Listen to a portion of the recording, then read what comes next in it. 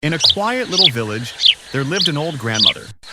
She was a simple and hardworking woman who lived alone in a small house. Her only companion was her rooster, Kempa, a bright red bird with a golden tail. Kempa was no ordinary rooster. Every morning, before the sun even peeked over the hills, he would flap his wings and crow loudly. Cock-a-cuckoo! The whole village would wake up to his call. Farmers, potters, weavers, and even the little children. The villagers admired Kempa and often said, "What a wonderful rooster! Thanks to Grandma's Kempa, we wake up on time."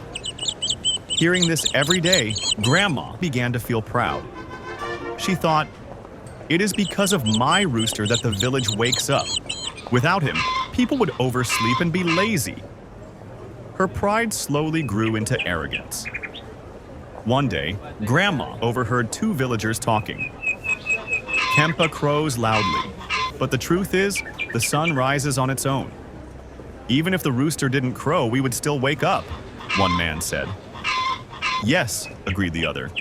"The rooster only signals the morning. It does not create it." Grandma was shocked. Oh my God. How dare they say that? My Kempa is the reason for the village's discipline. Feeling jealous and upset, she decided, if they don't appreciate my rooster, I will leave this village. Then they will realize how important we are. Early the next morning, before anyone woke up, Grandma packed her belongings, took Kempa in her arms, and left the village. She walked far, far away and finally settled in a deserted place near the forest. "Now, let's see how the villagers manage without us," she thought, sitting under a tree. As usual, when the sky started turning orange, Kempa crowed loudly. "Cock-a-cuckoo!"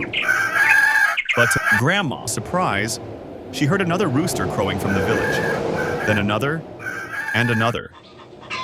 The sound of many roosters filled the morning air, waking up the village as usual.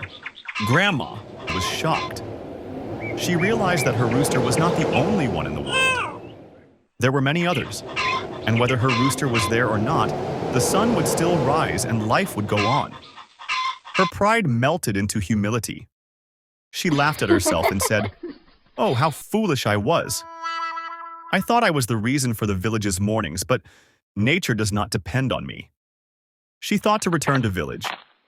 When she arrived, villagers welcomed her warmly. One of them said, "Granny, we missed you." Grandma nodded and replied, "I missed you too. And I also learned a lesson. No one is greater than nature. The sun rises, the day begins, and life moves forward, with or without us." From that day on, Grandma was no longer proud of Kempa's crowing. Instead, she was grateful for being part of the beautiful rhythm of life. And every morning when Kempa crowed, Grandma simply smiled. Not with pride, but with wisdom.